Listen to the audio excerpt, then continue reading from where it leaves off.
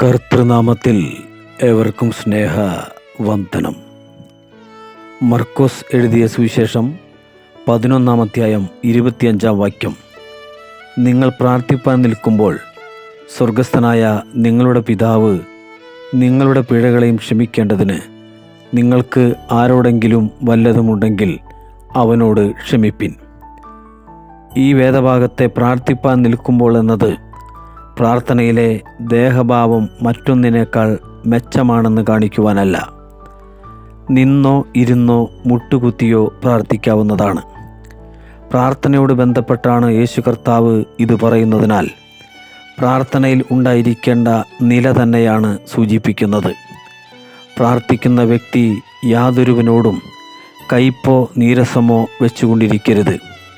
ഭക്തനായ സങ്കീർത്തകൻ പാടുന്നത്, ഞാൻ എൻ്റെ ഹൃദയത്തിൽ അകൃത്യം കരുതിയിരുന്നുവെങ്കിൽ കർത്താവ് കേൾക്കുകയില്ലായിരുന്നു എന്നായിരുന്നു.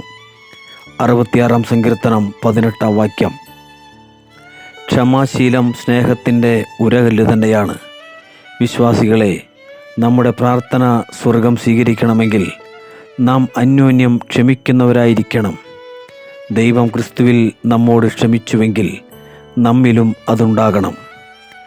ഭക്തനായ പൗലോസ് പറയുന്നു, ഒരുവനോട് ഒരുവന് വഴക്കുണ്ടായാൽ തമ്മിൽ ക്ഷമിക്കുകയും ചെയ്യുവിൻ. കൊളോസ്യ ലേഖനം 3-ാം അധ്യായം 13-ാം വാക്യം. പ്രിയരെ, ക്ഷമ അന്യം നിന്നുപോയാൽ പ്രാർത്ഥനയെ മാത്രമല്ല ബാധിക്കുന്നത്, കുടുംബ ബന്ധങ്ങൾ, വ്യക്തിബന്ധങ്ങൾ എല്ലാം താറുമാറാകുന്നു. ഈ പ്രഭാതത്തിൽ പരിശുദ്ധാത്മാവിൻ്റെ ശബ്ദം കാതുകളിൽ മുഴങ്ങുമ്പോൾ തിരുത്തൽ ഉണ്ടാകട്ടെ. ആത്മീയ ജീവിതം സഫലമായി തീരട്ടെ. കർത്താവ് സകലരെയും അതിനായി സഹായിക്കട്ടെ. അവിടുത്തെ വലിയ നാമം മാത്രം മഹത്വപ്പെടട്ടെ. ആമേൻ.